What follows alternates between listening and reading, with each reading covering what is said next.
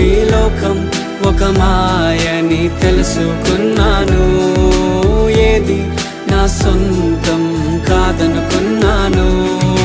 తప్పిపోయిన కుమారుని నేనైతే నా కొరకై నిరీక్షించే తండ్రి నా యేసు.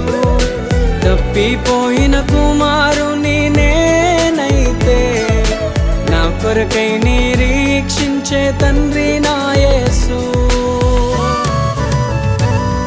ఈ లోకమంతా నేను వెతకినా నాకు లేదయ్యా ఎక్కడా ఆనందం. నీ సన్నిధిలో ఒక్క క్షణం గడిపినా నా హృదయం